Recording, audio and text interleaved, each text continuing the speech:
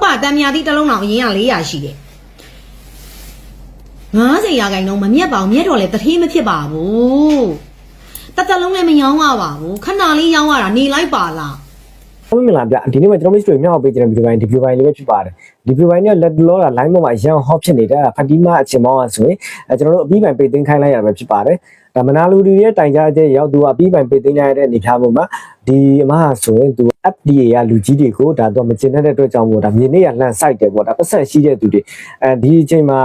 FDA ဒါမစစ်ဆေးပဲလွတ်ထားတဲ့ဒါ brand တွေကိုသူကပြပြသွားပြီဖြစ်ပါတယ်ဒီကြောင်းအပြည့်စုံလေးကျွန်တော်လိုက်ပါကြည့်ရှုပေးပါအောင်နော်တန်မြာသီးတုံစားလို့ရှိရင်ရမယ်အရသာလူတိုင်းတည်ပြီးသားချင်မယ်ခါမယ်ဘာဖြစ်လို့စားကြတာလဲဩအားပေးချင်လို့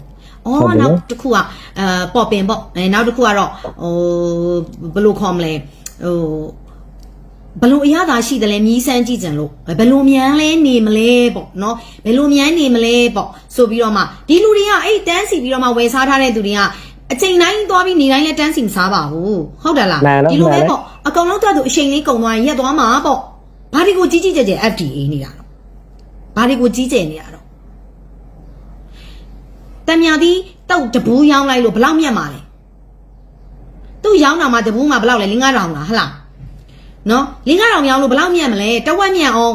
9,000ရောင်း2,500ပဲမြတ်အောင်ဟုတ်လား9,000ရောင်းလို့2,500ပဲမြတ်အောင်10ဘူးရောင်းရင်2,000ခွဲဘူးတရာရောင်းရင်2သိန်းခွဲ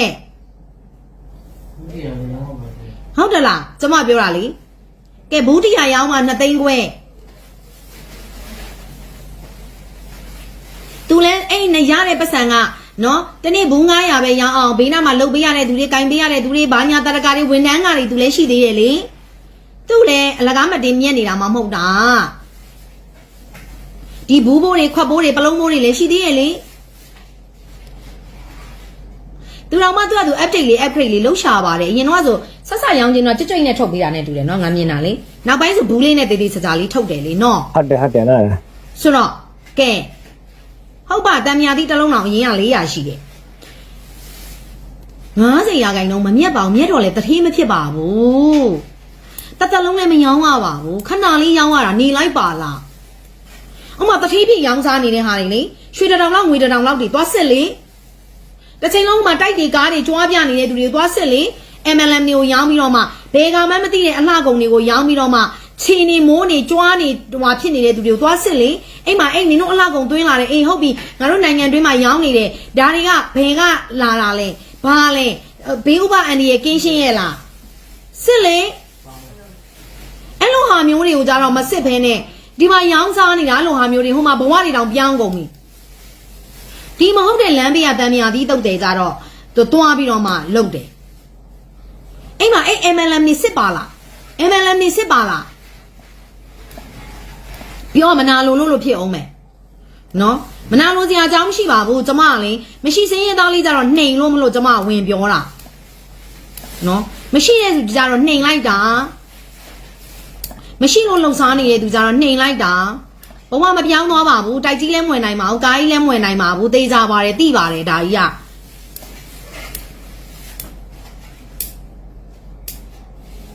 ဟိုမှာ collagen တွေဘယ်ကမှမသိဘူးပိန်ဈေးတွေကြပိကျင်းဈေးတွေနိုးကြီးဈေးတွေဖင်ကြီးဈေးတွေဘာတွေနဲ့ဖော်ဆက်လို့ဖော်ဆက်ထားမှမသိဘူးတင်းတိတ်ပြောက်ဈေးတွေဟာအော်ဟေ့ပြီးတော့မှတနေ့TikTok ဆိုပို့ဆိုးတယ်သူတို့ကြီးပဲကျွမ်းလိုက်တာလေးဆိုလဲပြောင်းတက်သူတို့ကြီးပဲအဲ့ဒီပစ္စည်းတွေကျွန်မ FDA တွေဘာတွေစစ်တာတွေမကြားမိပါဘူးနော် FDA တွေဘာတွေမသိပါဘူးမရှိပါဘူးအဲ့ဒါတွေကြတော့ဘာဖြစ်လို့လဲရောင်းလို့ရလားရောင်းလို့ရလားလို့ကြတော့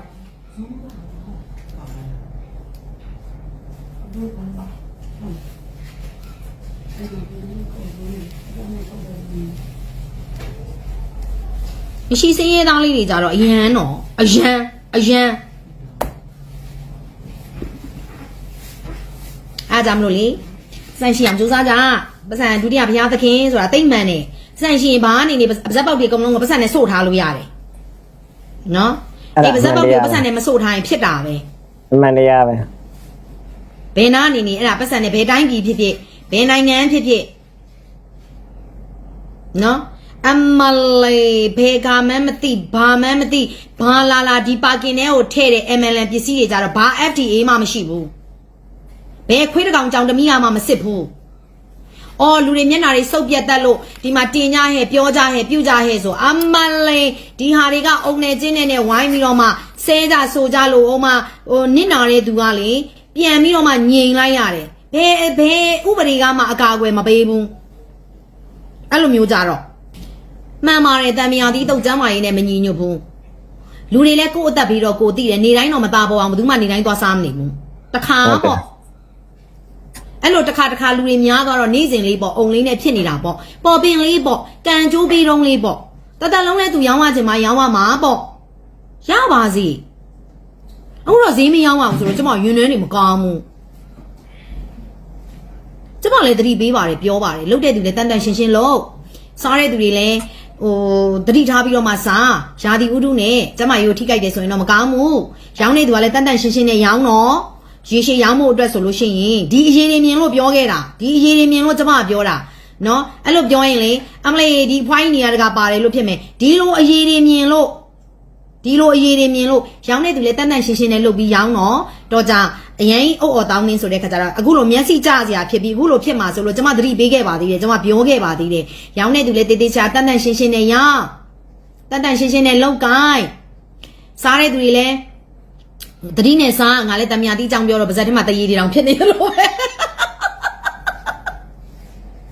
ကျမလည်းမကြိုက်ပါဘူးတမယာတိတော့ကျမစားမလားမင်းကျမမစားပါဘူးကျမကြိုက်တဲ့အစားအစာမဟုတ်ကျမအချင်းရမ်းကြောက်တယ်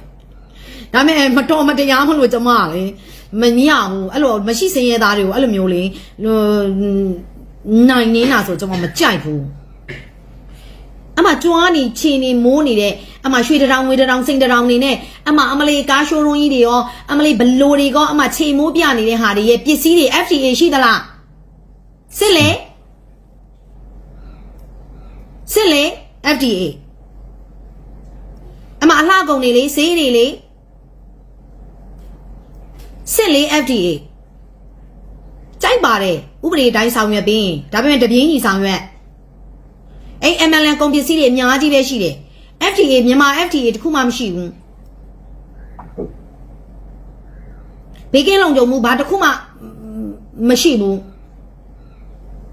ဘာတခုမှစားသုံးသူပေါ်မှာတာဝန်ယူမှုတာဝန်ခံမှုဘာတခုမှမရှိဘူးသူတို့ကဘဝပြောင်းတယ်လေသူတို့ရဲ့စားသုံးသူပေါ်မှာလှုပ်တဲ့လှုပ်ရက်ကဟိုတမယာသီးတွေကသူ့ဟာသူတောင်မှအနိုင်ရဲ့ဘဝမပြောင်းပါဘူးနော်ဟုတ်ကဲ့ကျွန်တော်ဗီဒီယိုပိုင်းတွေကဒီလောက်ပါခင်ဗျာဒါဆိုဒီမှပြောတော့တာအရန်မှန်တယ်ဗောနော်ကျွန်တော်တို့ဒါမြန်မာလူမျိုးတွေကဆိုရင်ဒါမရှိရလို့ဆိုရန်ထိန်နေဗျာနော်ကျွန်တော်မြေနေရလန်ဆိုင်တယ်ဆိုတာတဘာဝပဲနော်ဘာလို့လဲဆိုတော့ကျွန်တော်ရှိရတဲ့သူတွေဆိုမပြောရဘူးဗျဒါပတ်ဝန်းကျင်မှာပဲဘယ်ပတ်ဝန်းကျင်မှာပဲဖြစ်ဖြစ်နော်ဒါအမှန်တရားပဲဘာပဲလုပ်လို့ဘယ်ကိစ္စပဲရှိပတ်စံရှိတဲ့လူကတပန်းတာနော်ပတ်စံမရှိတဲ့လူပဲရှိပြဿနာနှစ်ခုရှင်ဖြစ်အောင်နော်ပတ်စံရှိတဲ့လူပဲတာသွားလိမ့်မယ်ပတ်စံမရှိတဲ့လူကဒါရှုံးသွားလိမ့်မယ်ဒါတဘာဝပဲနော်ဒါဒီမှာပြောတော့လုံးဝမှန်တယ်နော်ဒီလုံးမယ်ဆိုလဲဒါတန်းသူညီတူလုံးပေါ့နော်ဒါစစ်မယ်ဆိုလဲဒါအကုန်လုံးစစ်ပေါ့နော်အဲဒီလိုခွဲခြားဒါတိုင်တော်တို့လူရှိတယ်ဆိုပေမဲ့လည်းဒါဒီလောက်ထိဒါလောက်တာတော့အရန်ကိုပြင်းထန်လို့ထင်တယ်ဗျမိတ်ဆွေတွေထင်မြင်စားချက်လည်းကွန်မန့်မှာရေးပြပါဦးဗျနောက်တစ်ဗီဒီယိုမှာကျွန်တော်ပြန်လည်ဆုံတွေ့ကြမယ်နော်